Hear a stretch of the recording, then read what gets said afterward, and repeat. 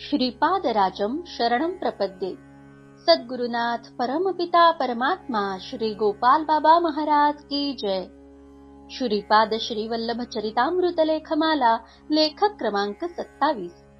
श्रीपादांना भक्तांचे फक्त ऋणानुबंध महत्वाचे। ती व्यक्ती हात जोडून म्हणाली, माते, माझे नाव रविदास, मी रजक कुलातला असून दत्तभक्त आहे। श्री दत्तगुरु या भूलोकाला पावन करण्यासाठी श्रीपाद श्रीवल्लभ रूपाने कुरवपुरात विराजमान आहेत।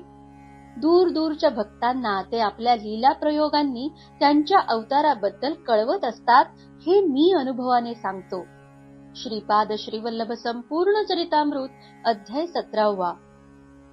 श्रीपाद श्रीवल्लभ संपूर्ण चरितामृत अध्याय 4 आणि 28 मधील काही वाक्यांवर श्रीपाद श्रीवल्लभांनी गेल्या 2 दिवसात जे भाष्य करून घेतले त्याचं कन्फर्मेशन म्हणजे वरील उद्गार आहेत। सांगतोय तो एक 14व्या शतकातील रजक दत्तभक्त।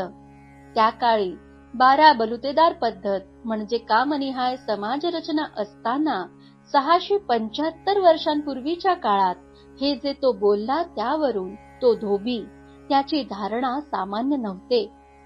आज 21व्या शतकातील माणूस देखील इतकं छातीठोक बोलणार नाही की दत्तगुरु या भूलोकाला म्हणजे केवळ कुरवपूर, पिठापूर, गाणगापूर नाही तर पृथ्वीला पावन करण्यासाठी कुरवपुरात विराजमान आहेत। त्याचं पुढचं वाक्य तर इतकं ताकदवान आहे की आपल्या अवताराबद्दल ते दूर दूरच्या भक्तांना कळवत असतात। कुणाला कळवतात तर भक्तांना कळवतात। आणि कसं कळवतात तर लीला प्रयोगांनी।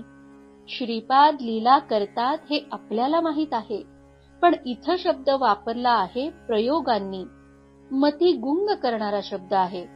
म्हणून दत्त भक्तांनी आयुष्यात कितीही उलथापालथ झाली तरी ते श्रीपादांचे प्रयोग आहेत। आपली भक्ती निष्ठा तपासण्यासाठी, बळकट करण्यासाठी या दृष्टिकोनातून पाहिल्यास आणि या प्रयोग काळात गडबडून सुटकेसाठी इकडं तिकडं न पळता निष्ठेने दत्त चरणी राहणं किती श्रेयोदायी आहे।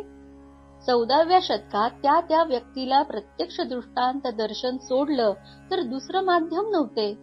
आजच्या तुलनेत तो काळ कितीही मागास असला तरी भक्ताची आणि दत्ताची वायरलेस सेवा स्ट्रॉंग होती। 1975 पर्यंत कुरवपूरचा तर विषयच नव्हता। तर कुणी गाणगापूरला जाऊन आलं तर त्याची गावाच्या प्रवेशद्वारातून त्याच्या घरापर्यंत सागर संगीत मिरवणूक निघायची। काळ भले मागास असो, पण त्या काळात धारणा अतिशय पक्की होती। इथं हा रजक धोबी म्हणतो की मी हे अनुभवाने सांगतो। त्याचं कर्म जरी धोब्याचं असलं तरी अनुभव पातळीवर तो फार पुढचा होता हे नक्की। मग आजच्या काळात, प्रगत काळात शास्त्र सुविधेने आपण अतिप्रगत असताना अनुभवात कमी का आहोत हा नक्कीच मननाचा विषय आहे।